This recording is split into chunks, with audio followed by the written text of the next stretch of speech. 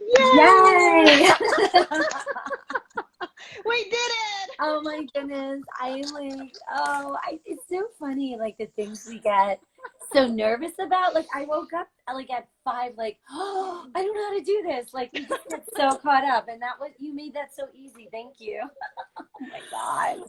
But and it's so funny because I was just sitting here. I bought a ring light on Amazon. I was like trying to put it together.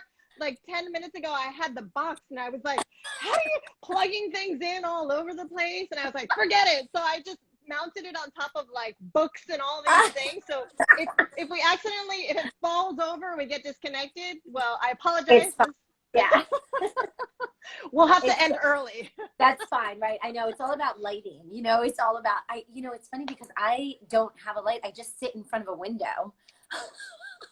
You have nature's light. You're not in New York City. I've got nature. That's right. Now that I live upstate New York, I've got the nature light. That's my ring light. The best light ever. And it doesn't break and it doesn't topple over, hopefully. No.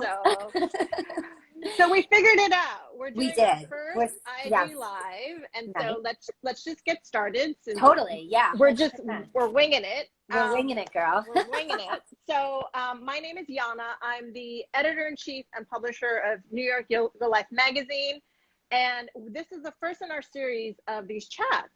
And we want to get to know the people who have supported us for so many years. And now there's all these new ways to help support each other. So it's not just through the print medium, it's through IG Lives, it's through newsletters, it's through all these different things. And Liz, you have since day one supported us. And I am so grateful because I know it's hard to own a yoga studio. I'm sorry, challenging. We don't say hard in yoga. I know it's challenging. And I know people that do work in wellness and yoga, you have to love it. Yeah. You have to love it with every ounce of your being. Yeah. And we appreciate everything you've done. Liz invited us to co-host a retreat. Yeah. 2 years ago now? Yeah. 3 years? 2.5 years. Pre-pandemic. Yeah. And it was the first time someone said to me, I want to host a retreat for the people that care for others. So for the leaders, for the teachers, for the retreat leaders, and to have them, because everyone needs self-care. Yeah. And I was like, I was like, how did we never think of that before? Yeah. And I was so touched that you thought of that and that you invited us to help you, be a part of that. And so I always remember that as such a beautiful experience and such a way to support the people that support others all the time. Yeah. And so now, are we mid-pandemic? I don't know. We're I don't know. We don't know where we are. I have no idea. Yeah. We're figuring things out again, and we wanted to chat with you about what you've been through, what you're doing. I wanted everyone to know, at one point, you're hosting an amazing retreat in 2 weeks, right? Yeah, 2 weeks. 10 days.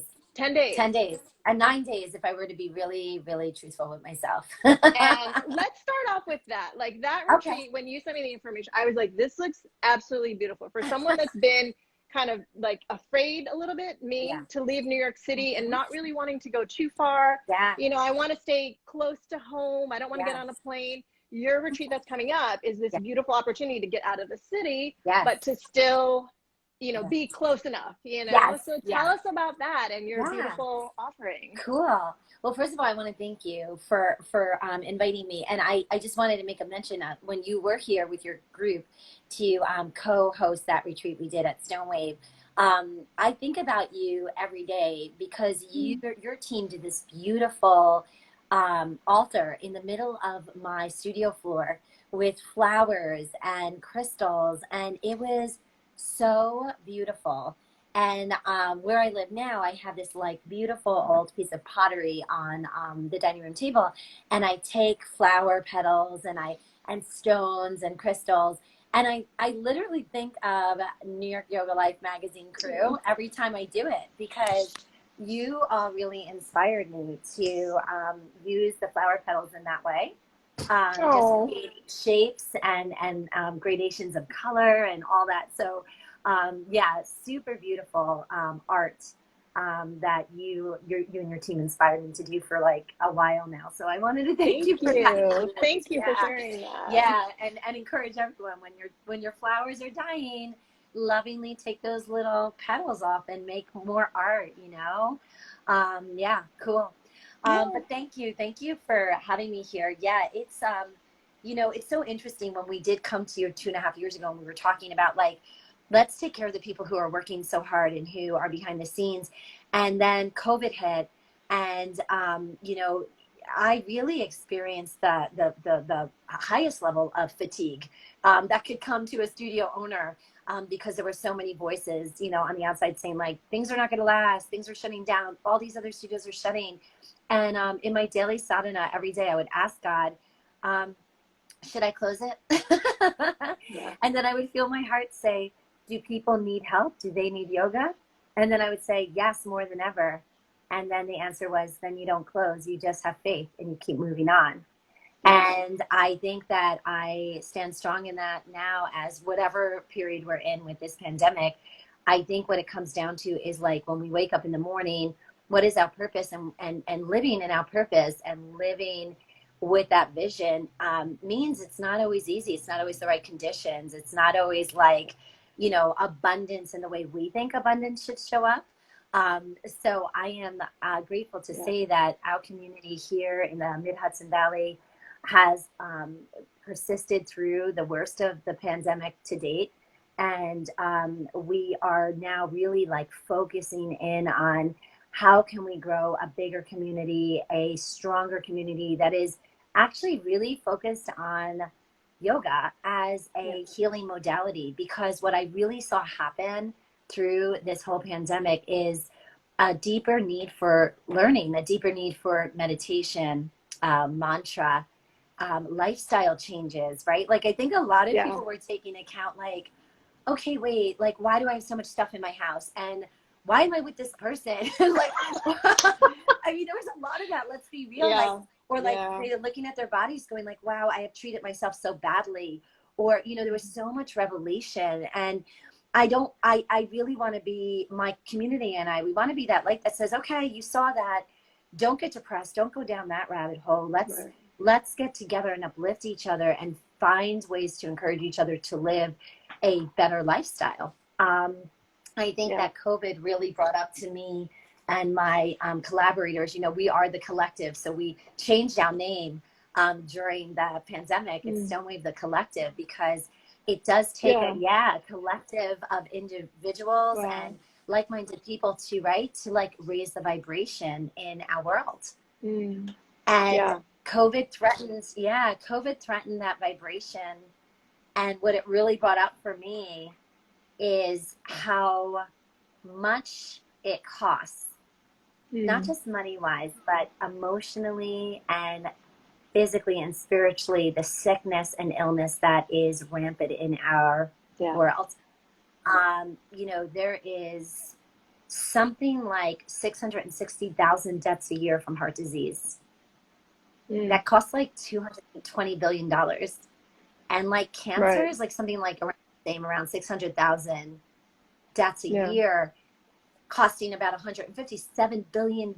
And yet, if we could start to change, right, the conversation and get back to Mother Earth and like find a way to get back to our roots and start to take care of ourselves and each other in Yeah. a more, right, positive way, especially, right, like as we're seeing these fires and this heat wave and all this stuff going down on the West Coast, like we are not treating Mother Earth well, and we're not treating ourselves well, and it's really costing us a lot. It's costing unnecessary stress and distress. I mean, I think about diabetes.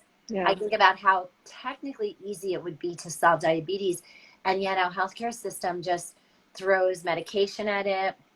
You know, they'll Yeah. mention diet, but it's like, take this pill, take a couple walks, but it's like, no, we need a systemic change. We need a deep spiritual awakening.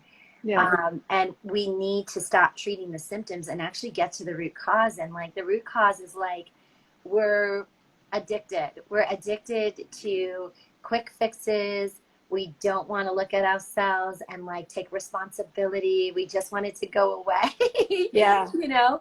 And I have been studying Ayurveda, the sister science of yoga, and finding so much wisdom in those texts, you know, so much wisdom, and even how to deal with epidemic diseases. You know, the Yeah. Charaka Samhita talks so much about like literal epidemics, like how to treat your body in an epidemic so that you're strong and resilient and you can fight through these really dangerous, right, times or viruses. So we're passionate at Stonewave the Collective about like getting more community to come together and talk about healing modalities that really work. And it's not quick fix. It's No. not instantaneous. It's like, Yeah. you know, at our retreat, it's the 22nd and 23rd at Minnewaska Lodge in the Mid Hudson Valley. We have 2 more overnight rooms left. But you can stay other places as well. If you could do a day pass with us and stay elsewhere if you'd like to still come. We still have about 6 more spots. But we're going to be really digging deep into like, okay, what are we doing with our own lives? How can we make a commitment to daily change?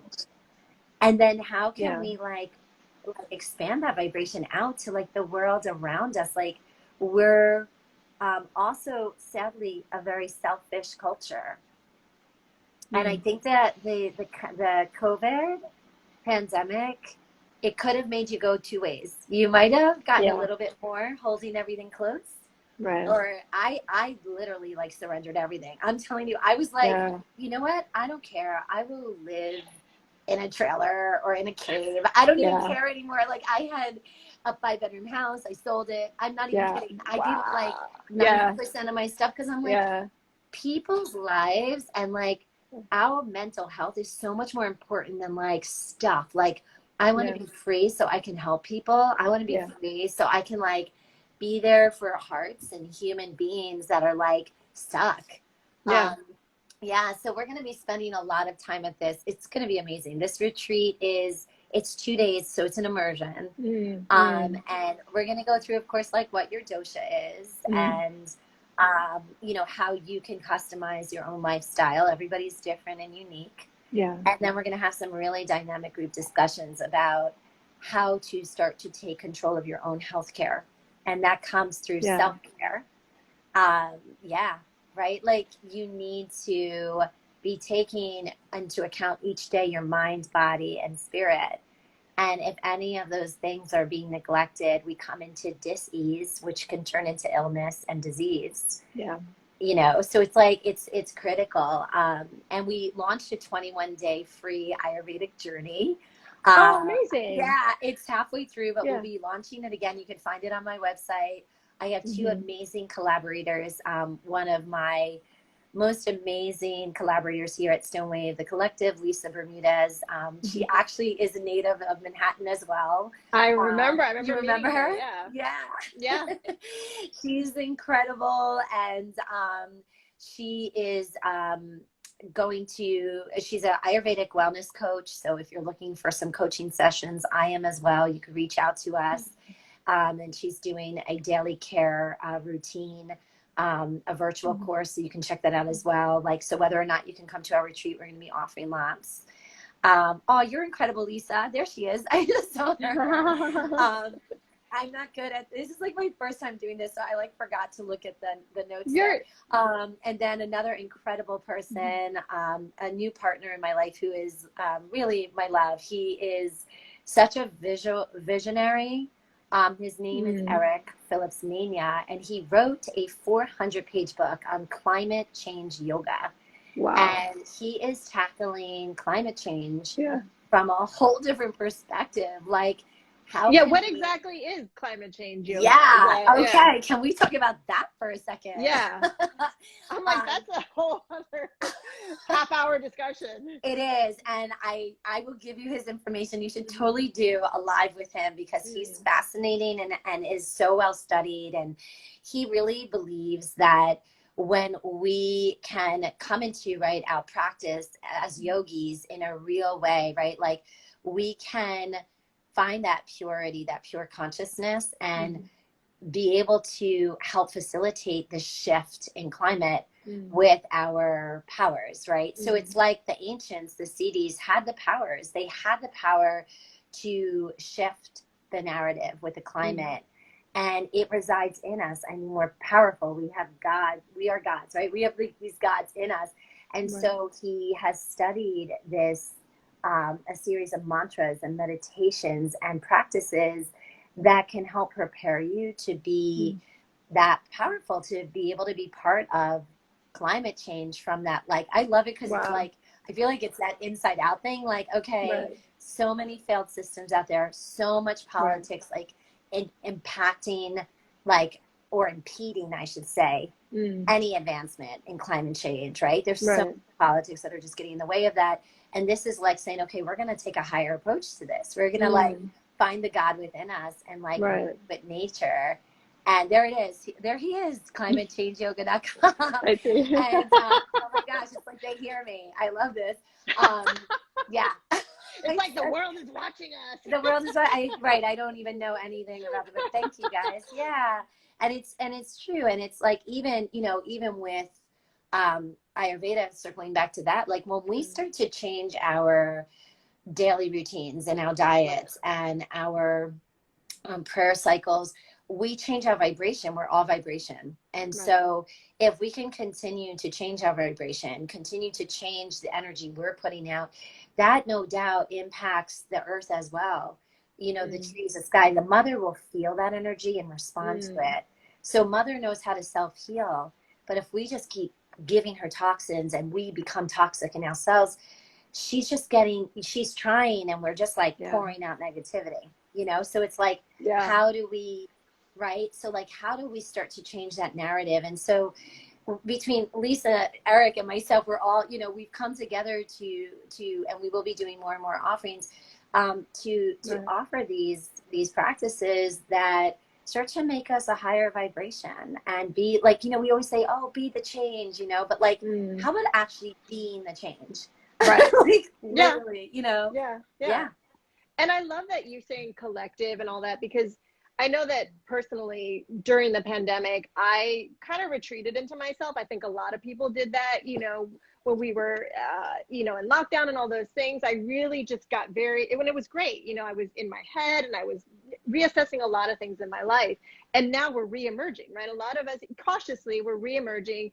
And all these offerings, they're just like the retreat and the collective. It's about, okay, I've been alone and reflecting on this, and now I want to get back at it and I want to share this. And now I'm ready to bounce ideas off other people and, you know, go to retreats and take all this that I've been sort of observing in myself and then sharing it and then hearing from other people. And it's such great timing for all this stuff and all the things you were saying about just being in nature. Like I said, any chance I get to leave the city, I grew up in New York City. I was born here. So for me to be like, trees, I need to hug you, like, that's weird, you know? And I'm really, really enjoying it. I really, for the first time in my life, really, I feel it, you know? I feel just like I'm the person that sits there and just stares at the sunset now. And that was never me. And I love it. It's just it's an amazing feeling. And it was crazy. I remember during all this stuff, when you were just saying about Mother Nature, remember when they were saying like the dolphins are back in the canals in Venice? It's like the earth was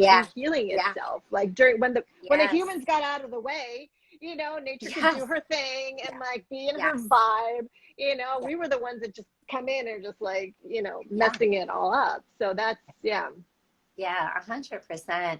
I love what you said, you know, the slowing down and being with nature. We're going to be incorporating some forest bathing in our retreat. I'm really big on earthing and finding that connection to Mother every day. My rule is, even if it's 30 seconds, connect with nature in a really intimate and exact way, right? Like, make sure you are connecting, like go stand barefoot or go just even touching a plant in your house and like closing your eyes and feeling the energy of that leaf. Like, I've done that and it really is life-changing. It's so powerful. And it's important. And we'll be doing or teaching that kind of forest bathing. It's so cute. We had two women who are coming up from the city for the retreat. And the one wrote me and she's like, okay, forest bathing. Like, are we wearing clothes? Like, she's like, are we dancing naked under the moon? Like, yeah. I was we want to tell people what forest bathing is. So if anyone doesn't know, they know to bring their clothing. Maybe. Yes. You know, maybe we'll evolve into the being free and Mother Earth eventually. But right now, this culture, we'll be wearing our clothes.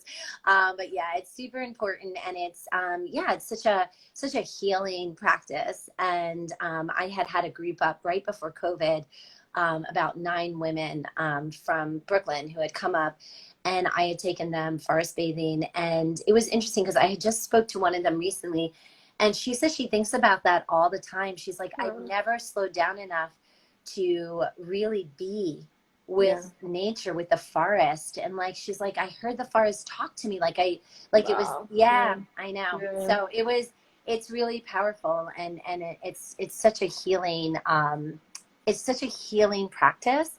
And I just want to be able to get more people to experience that, especially from the city. Like when I lived in the East Village for 10 years, that's what brought me up here. Is I just like needed that connection to nature. Like I needed to get out. Yeah. So how did you, I mean, a lot of people say they need something. I feel like I'm asking selfishly because I feel like I'm in this boat. Like, how did you make that jump from I need this to I'm doing it? Like like that there's a very big or very small space between those two things. So what were you just like, screw it? Or was it very thought out? And you were like, and I know that's when you opened your studios, right? Because originally you had one space. Yeah, well, okay, so there's like, all right, so just reframing your question just to make sure I've got it. So it's like, you're asking me, how did I make that leap from living in the city to being upstate? Yeah. All right, so it was threefold. I was married at the time. It was actually 10 years prior to COVID that I looked at my husband at the time and I said, we have to have a place upstate because the city is not going to be safe to live in 10 years.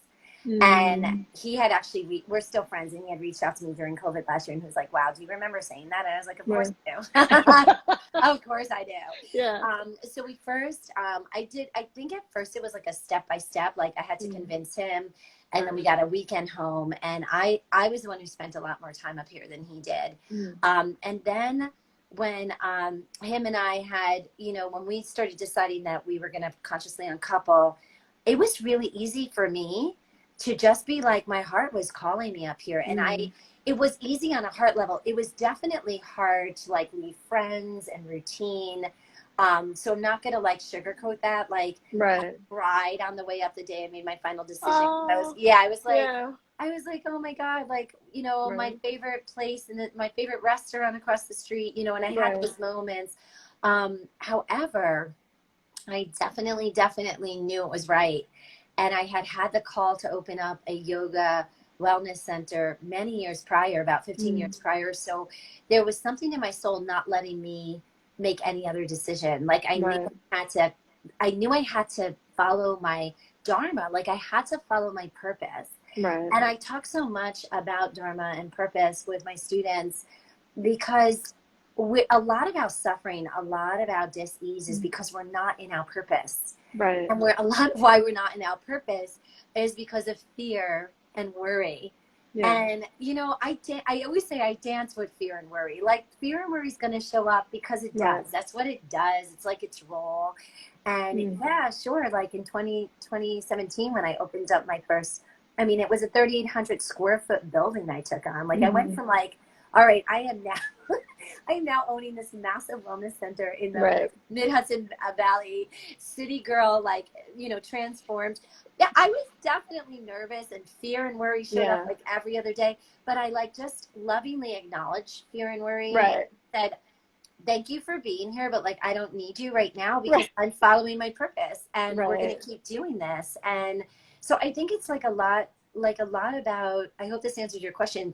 It's a lot about like digging deep and knowing what your purpose is. And maybe right now it's only that you do retreats a few weekends a year in the country, and your purpose is to be in the city, right? Like we're all different, and we're not going to be at ease until we find what's fitting us. And, even the partners who are right for us, like all of those things, when they start to come into play, you're like, here I am in my purpose. Here I am in Dharma. And it takes time. It takes so much time, and Ayurveda helps us with that, because with the doshas, when you start to learn, it's funny, for so many years it was like, oh, you're so pitta, or you're such a vata. And Right. I can't even say that anymore because it's like it dilutes the power Right. of Ayurveda. Like Ayurveda is Right. so much more than that. It's like everything is a dosha, everything is this Mm. energy, everything has a purpose. Right. Like the trees have a purpose. Yeah. Like if a tree was trying to be a cat, it would be miserable. It doesn't work. And that's what you're saying, like finding your purpose and doing all these things. And I think it's important what you said, that even when you are fully aware of what it is and you know it in your heart, there Yeah, still will be fear and crying and absolutely. all these things. And I think that's so important for people, and for me especially, to Yeah, remember that you're on the right path, but these things are still, they will still yeah, try to, get into your way. But yeah, I yeah, see you. yeah, Hi, over there, stay over there, that's great. It's really important because it's yeah, easy to think, okay, I'm scared that I shouldn't do this. This is yeah. something telling me I shouldn't do this. I Yes. found it interesting now that they're saying there's this thing going on. They're calling it the Great Resignation. I don't know if you've read about this, where people are quitting their jobs in droves. It's Yeah, like the largest, everyone is just, they're fed up. And a yes. lot of it they're saying is people are saying, I'm not happy. And Yes. I'm not going to keep doing these things where I'm not happy. And I was Yeah. just like, yeah, that's amazing to me that people are, because we get so used to being, we almost get comfortable with our uncomfortableness, and we 100%. just keep going through until people show us, or we Yeah. stop and we say, oh, Mm. there is another way. There is, I don't have to do this one job or this one thing. Yeah. I can do all these other things. And Yeah. I love it. I think it's Yeah. such a strange and powerful time we live in right now, where people are taking their power back and their Yeah. control. Yeah. And these tools help, these We do. retreats and Ayurveda and learning about these things. Mhm. Yeah. It's the best gift we can give ourselves, at this A point. 100%.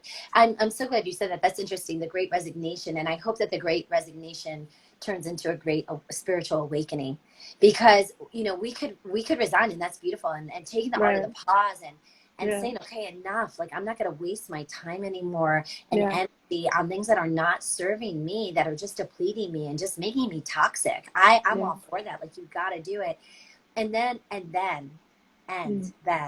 Yeah. what do we do? So Right. to me, it's like, and then there's Ayurveda and yoga, and then there is the sadhana, the daily structure of seeking and finding that spiritual path for yourself, so that you're not just like, okay, I'm done. I've seen this too. I'm done. Yeah. And then here's what happens if we don't have a plan and if we don't Yeah. have a daily routine.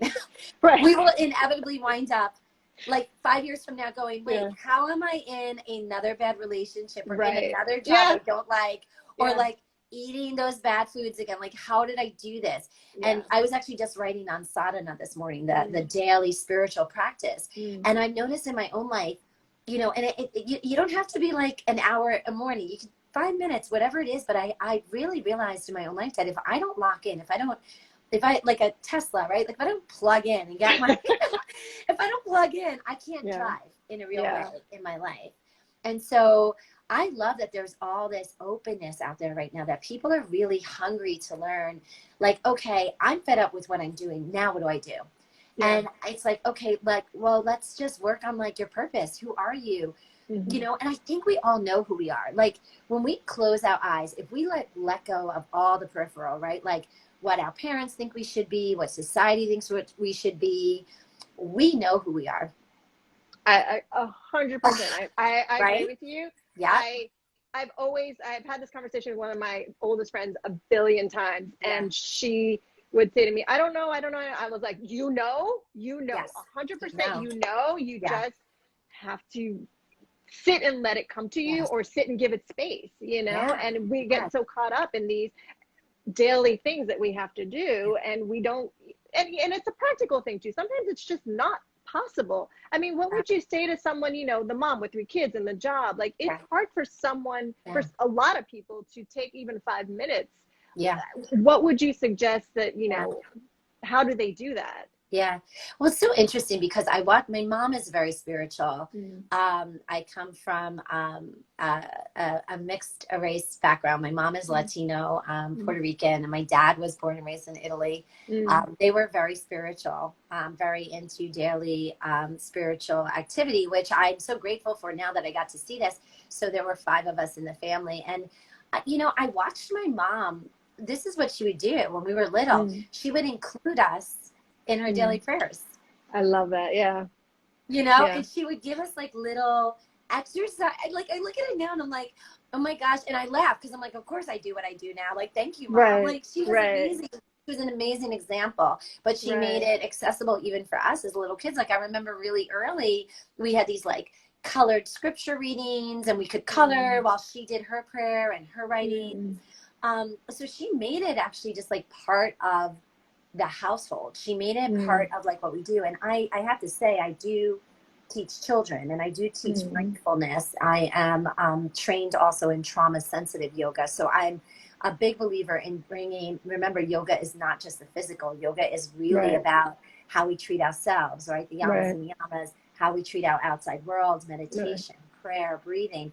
And I will say that kids who have never done anything yogic before are the most, what's the word I'm looking for? They're the most receptive to simple meditation learnings. I always say they're closer to God. They just came in. they just came into their bodies. Like, we're jaded already. So it's hard for us to, it's harder for us to find that art of the pause and that quietness to connect with divine than a kid. Because a kid has just come in, right? Regardless, I am from a Christian background, regardless of like what your belief system is, like, I think we can almost all agree, like, yeah, they've just come into their bodies. Like, this is a newer like, if they're 5 years in or 6 years in, and we're like at 40 something years in.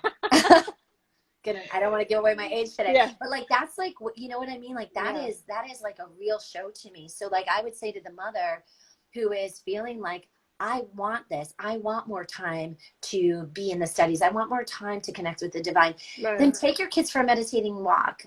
Give them something to do, a little, you know, like have them go and find leaves and then do a ceremony with the leaves. Make it up.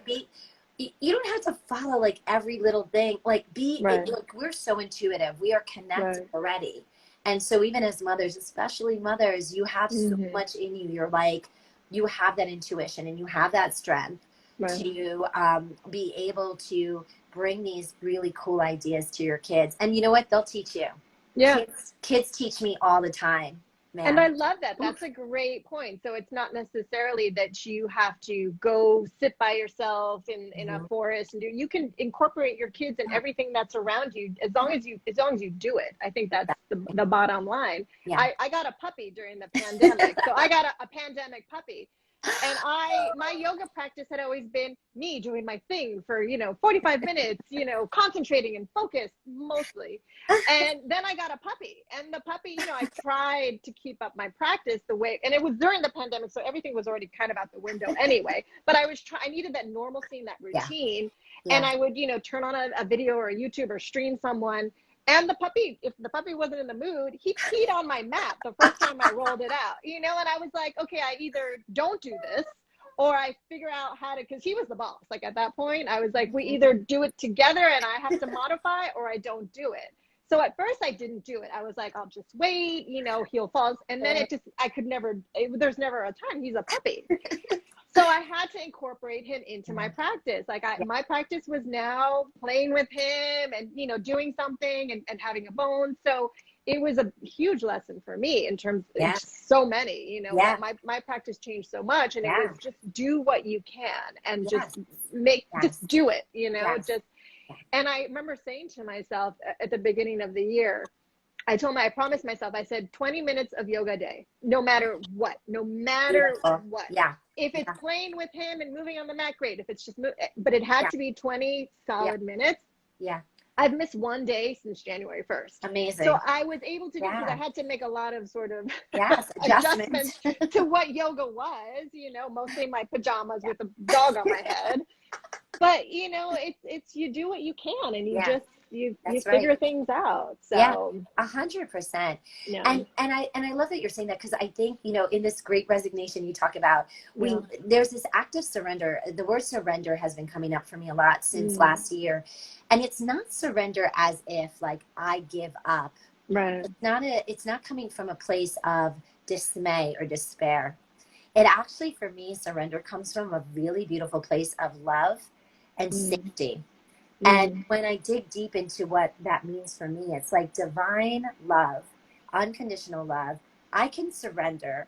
I can let go of like all the things I think I'm supposed to do and how I'm supposed Yeah. to do them, and let like spirit guide, right? Like let divine guide. I love what you're saying because it's Mm. like you really did that. You like surrendered and you allowed creativity to flow, right? Like when we think about um even Shanti and Shiva, right? Like we have to Mm. Shiva, we have to think of like the creative power that exists. And Yeah. a lot of times we squish that creative power, that creativity that resides in the universe and resides in us Yeah. because we have built these stories that we have to do things a certain way. So we're like, Absolutely. right? Yeah. We're like, oh, especially as leaders, we're like, Mm. we should have an hour of sadhana every morning and then Right. followed by an hour of asana and then followed by an hour of like Right. and Right. and Check. it's like, Check. yeah, check, right? And then we have to tell everyone about it. And like, how about Yeah. not? Yeah. How about like I said, even with my grounding routine, my earthing every day, it's like sometimes it's 10 minutes, sometimes it's 30 seconds, but it's Right. doing it and it Yeah. doesn't matter, Yeah. and back to the mothers, and it's like just showing up. It goes such a long way. Like, oh, this is another thing I want to tell you because I know we don't have a lot of time. Mm. Robbie Lawrence is a Mm. amazing instructor with us Mm. here at Stonewave the Collective, and he's also a nutritionist and a chef. Mm. He had diabetes. He had been overweight. He is like a Mm. testament to like healing through food. Wow. Yeah, Yeah. and he's going to be our private chef for the whole retreat on the 22nd and 23rd. Yeah. Oh, Yeah, he's wow. amazing. And he's another one that's like we're journeying with right now. And he's like so incredible. Mm. And when you were talking about mothers before, I was thinking about how so many of us have these bad relationships with food Mm. for so many reasons. The culture, the accessibility to fast food, even if we don't like, okay, fast Mm. food doesn't mean necessarily McDonald's and those bad words, but Right. it could be like processed food, things in Yeah. boxes, right? Like we've gotten very far away from that. And I think about my parents. My parents were not nutritionists in any way. Oh, hey, there's Robbie. Yes, yeah, that's Robbie. My parents were not nutritionists in any way. They both come from very strong cultural backgrounds, the Puerto Rican Mm. and the Italian. So I Yeah. had quite Yeah. an achy belly all the time. We ate a lot. I mean, I was like, Yeah. I was having things like Yeah. sausage and pasta and then like Right. rice and beans, my poor little body. And I was like, Yeah. and I was like, not my constitution. Right. I'm a vegan now. And Wow. my body is so much happier as a vegan. Like I didn't know. But here's what I want to say about that. Mm. One thing that my mom and dad taught me that was epic for my life is gratitude. Mm. We were very poor. Mm. And I was taught from a very early age to have gratitude for what I had. Mm. And I believe that practice of gratitude, wherever you're at in your life right now, whether you're stuck in the job you hate or in the Right. relationship that actually is like destroying your being every day, Mm. I like invite you to find gratitude, because without that practice of gratitude, all our efforts mean nothing. Right. And I thank my parents so much that they brought that practice of gratitude to us since we were very little. And I believe that it's got me through a lot of tough times. When my bank account last year was like at negative and I was praying every day, like, Oh, it was like, should I keep my studios? I have I two know. studios. Should I keep them open? Do I give up on this amazing community or do I have faith? It was gratitude. Thank you, Yeah. Divine, that I have even this prayer to speak. And Yeah. thank you that I even have a community to talk about, and grant me the wisdom and the strength to do this, And so gratitude is like everything we need to get through our lives, regardless of the path we're choosing right now. Yeah. So I'm so grateful. Speaking of that, Yeah. I'm so grateful for you and for, I feel there's such a beautiful energy exchange that you and I keep bouncing back and forth. Thank you, Corey Feiner.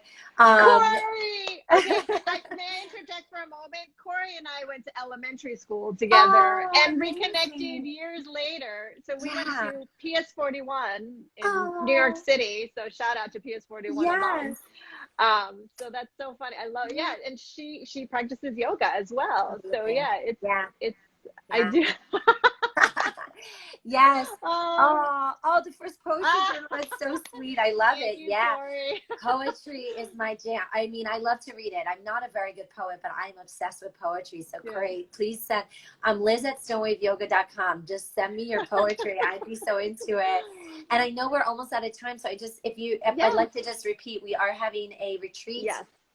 in the Mid-Hudson Valley on July 22nd and 23rd. It is an immersion on really universal healthcare, following yoga and Ayurveda in a way that can not only change your life and your health, but also the health of our planet, the health of our minds and our spirits as humans. I always say we're human. We're supposed to be humans being, but we've Yeah. become humans doing. Yeah. And I pray that through the teachings of yoga and Ayurveda that we can get back to being humans being. And you can go to our website, lizgloverwilson.com Mm-hmm. or stonewaveyoga.com. It all leads to this information on a retreat. We have 2 overnight rooms left. We have 5 spots left, so you could considerably stay somewhere else if needed and come. There's a few places right around here. But we'll be doing more of these retreats. I love it. Yeah, we And really, tell them about it's at the Minnewaska Lodge. Minnewaska Lodge is amazing. Yeah. So Minnewaska Lodge Yeah. is a stunning lodge with about 26 rooms. That's really, I have to say, literally nestled in the woods under the Shawangunk Ridge. So when you walk out the back door, It's gorgeous. it's like Yeah. gorgeous. Hi, Shen Blossom TCM. I'm like, so just so you all know, I'm new at this. So I don't even, like, I see little notes coming up and I feel I want to say hi to you and give you a hug. But yes, Minnewaska Lodge, shout out to them. It is a beautiful place. So shout out to Minnewaska Lodge, Robbie Lawrence, our personal chef, Lisa Bermudez, and Eric Phillips Nanya for all the amazing content coming into this retreat. So, And yeah. to you, Liz. Shout Oh, out to wait. you. And Jessica Kaplan. Oh, my goodness. She just signed up. Wait, I have this. Okay. I have to say this. Jessica Kaplan. Do you know who she is? The name sounds very familiar. Okay, here's why. Yeah. She was like sounds healer extraordinaire in the city. She was like, Okay. yeah, like Yeah. she like, look her up, Jessica Kaplan. Shout out to her. She is going to be doing our moon ceremony on the 22nd. Like, she is no joke. She's not only an instrumentalist, but she's a vocalist at a level I've never even experienced. And so I always tell her I'm her groupie. Yeah. I'm not easily like kind of into like celebrity, but like I always joke with her, I'm like, I'm your groupie, like you're my celebrity. Like she is. Yeah, if you were going to be a sound healing groupie, you should be one for Jessica Kaplan. I feel like we need shirts. We do, like Jessica Kaplan. Yeah, she's so incredible. Oh my gosh, we'll definitely do more with her in the future as well. So yeah. Oh, is it a full moon while you guys are up there? It is, and we're doing that. Yeah, we're doing that on purpose. So Eric Phillips Nina, who I told you is just my heart, and he's the author of Climate Change Yoga. Him and I co-created this retreat, the concept of it together at Minnewaska Lodge. And we would ideally love to do these on every like kind of quarterly shift, because there is power in that. And we want people from an earth perspective to really actually feel that earth shift. There is something really powerful about those quarterly moons. You're going to feel that shift in energy.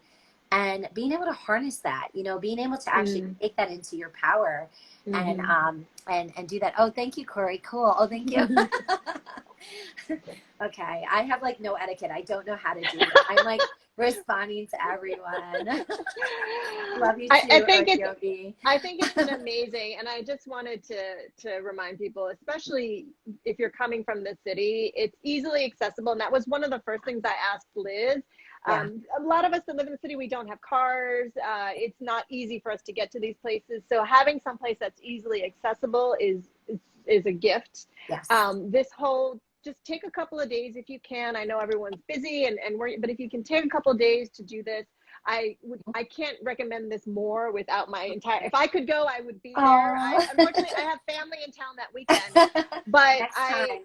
I just, and there'll be more. So Yeah, if you there'll can't be make more. this one, check out the work Liz is doing, because it's really beautiful. And it's really, I always like to say, I love working with people that I actually like, it makes, Yeah. that's why I do this, I Yeah. do this because I like working with people, and like you, I don't want to work with everyone, obviously, but, I really do. And the things that you're doing are just, they're so important, and I want everyone to know about them. So check her out, Thank Stonewave you. Yoga. They have 2 Yes. locations now. Yes. We're going to share this on our Instagram feed Awesome. as well, this conversation, and on our Yeah. YouTube page. So if you want to go back and watch it, and we'll share the information on our newsletter. Yeah. So thank you, Liz. Thank you. I'm so grateful for you. Thank you so much. My heart is enlarged because of you and all the work you do. So thank you. Thank you. Yeah. And thank you for being our first guest. And I think we did pretty well. We did well. Nothing fell down, my camera didn't topple over, or my internet didn't go out. So yes, sister. We won. Yes. All right. Well, thank you, everybody. We'll see you all soon. Peace. Bye. Peace. Thank you.